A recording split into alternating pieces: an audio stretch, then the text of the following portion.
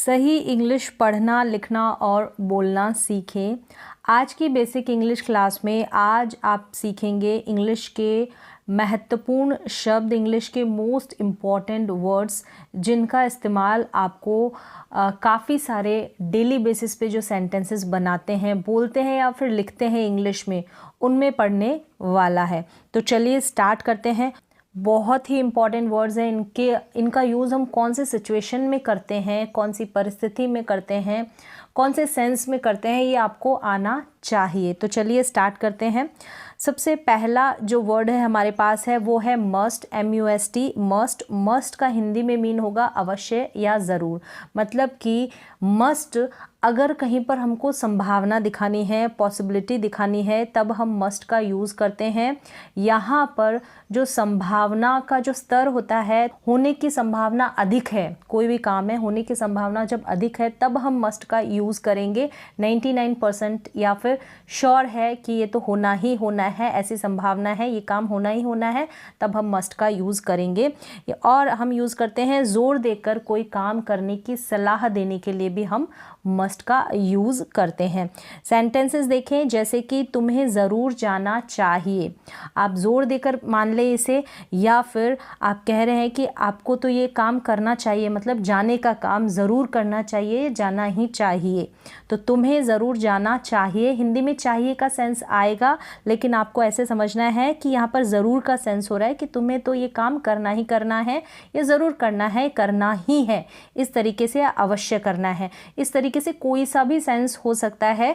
बस आपको प्रैक्टिस करनी है सेंटेंसेस की और उस वाक्य को समझना है। हिंदी का जो सेंटेंस है वो क्या सेंस दिखा रहा है, हमको क्या दिखाना चाह रहा है, क्या बताना चाह रहा है।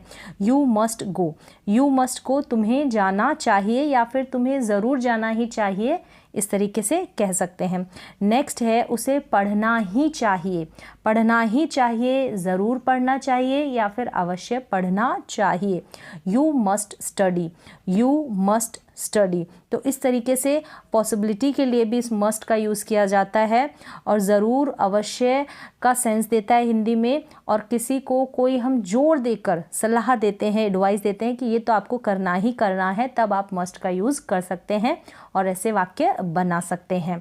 नेक्स्ट है मे, MAY। मे का यहाँ पर मीन है कि शायद कम संभावना होगी, तो वहाँ पर हम मे का यूज़ करेंगे। कोई भी काम करने की कम संभावना, मतलब चांसेस जो है 50-50% होंगे, तब हम मे का यूज़ करते हैं। शायद वह खेल सकता है, और हिंदी में ये सकता है का सेंस देगा, ये भी आपको ध्यान रखना है। शायद वह खेल सकता है तो ही मे प्ले, चांसेस कम है मीन्स कि 50-50 है, तो ही मे प्ले, शायद वह खेल सकता है।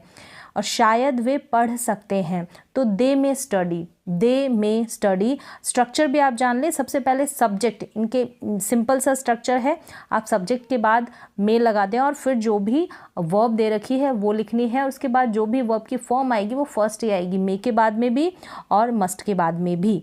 नेक्स्ट है संभावना है, यहाँ पर कम संभावना है, मतलब 50-50% चांसेस है किसी भी काम को करने के, तो आप यूज़ कर देंगे मे का। नेक्स्ट है माइट, MIGST, माइट। माइट में जो है हिंदी का सेंस देगा शायद ही, मतलब बहुत कम संभावना, या फिर आप कह सकते हैं कि ना के बराबर संभावना है, ज़रूरी नहीं कि वो काम होगा ही होगा, ना के बराबर है, तब हम माइट का यूज़ कर सकते हैं। जैसे कि वह शायद ही पढ़ सकता है, बिल्कुल लेस पॉसिबिलिटी है, बिल्कुल ही कम संभावना है, बहुत कम संभावना है, बहुत कम। वह शायद ही पढ़ सकता है, शायद ही का आप सेंस ले सकते हैं हिंदी में। ही माइट स्टडी, वह शायद ही पढ़ सकता है। एक और सेंटेंस देखें, वह शायद ही स्कूल जा सकता है, संभावना बहुत कम है, तो he might go to school, he might go to school. तो आप इन तीनों जो है ये मॉडल वर्ब्स हैं, इंग्लिश की भाषा में इनको मॉडल्स कहा जाता है, मस्ट, मे और माइट। यहाँ पर इनमें डिफरेंस आपको देखना है पॉसिबिलिटी के सेंस में, संभावना के सेंस में। अगर ज़्यादा संभावना होगी वहाँ पर आप क्या करेंगे, मस्ट का यूज़ कर देंगे। कम संभावना होगी वहाँ पर आप मे का यूज़ कर देंगे। बहुत कम या ना के बराबर किसी काम को करने की संभावना होगी तो वहाँ पर आप माइट का यूज़ कर देंगे। तो यहाँ पर किसी भी काम के साथ आप मस्ट में माइट अपने अकॉर्डिंग लगा सकते हैं। कुछ भी लगाएंगे तो गलत वो सेंटेंस नहीं होगा। बस इनमें थोड़ा डिफरेंस है, वो आपको पता होना चाहिए।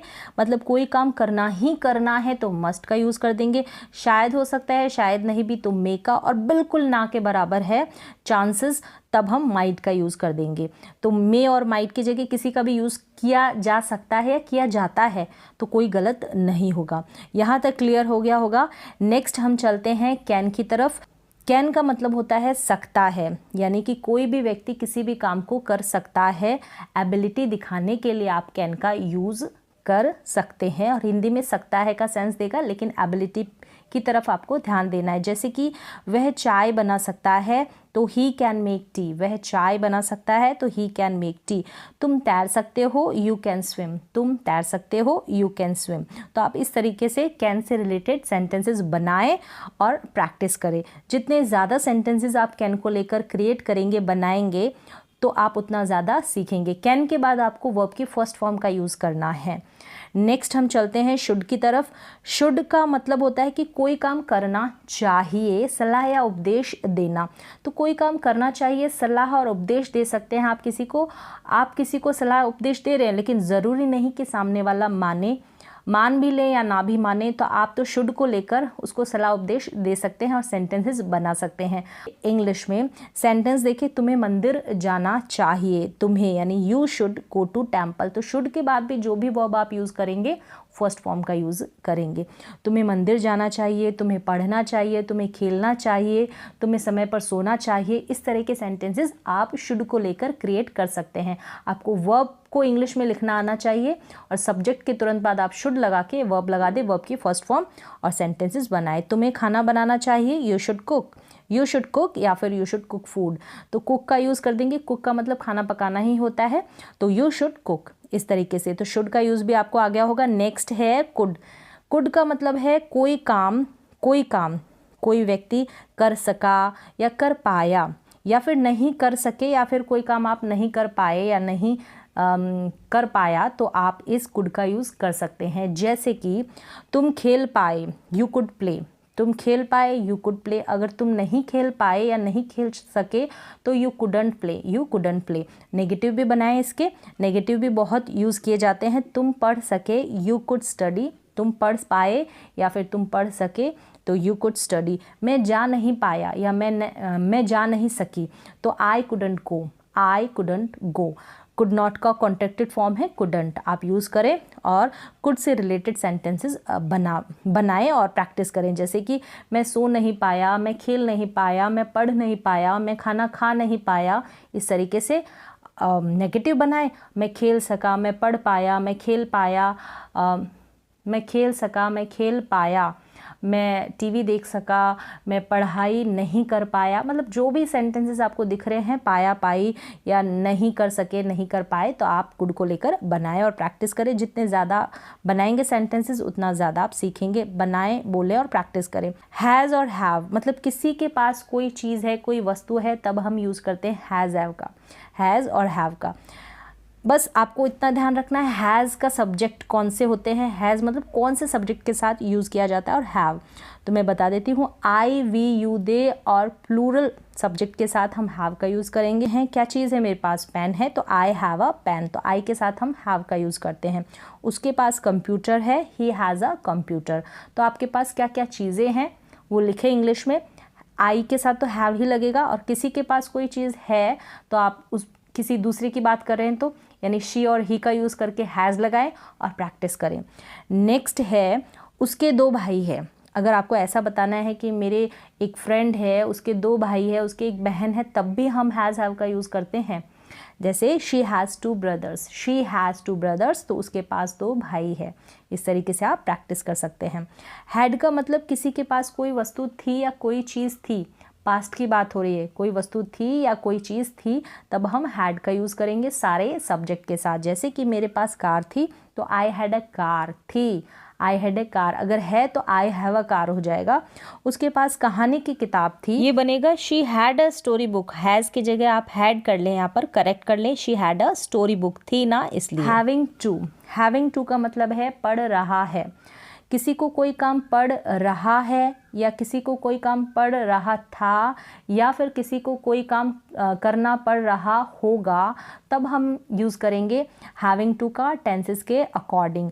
प्रेजेंट की बात होगी तो हम हेल्पिंग वर्ब लगाएंगे एम इज़ आर, और पास्ट की बात होगी तो वॉज वर का यूज़ करें, और अगर फ्यूचर की बात होगी तो विल का यूज़ आप करेंगे सब्जेक्ट के अकॉर्डिंग। इन सारे हेल्पिंग वर्ब का आप यूज़ करेंगे टेंस के अकॉर्डिंग, समय के अनुसार। जैसे कि मुझे खेलना पड़ रहा है, मुझे खेलना पड़ रहा है तो I am having to playing, I am having to playing. To के बाद आप वर्ब की फर्स्ट फॉर्म का यूज़ करें यहाँ पर।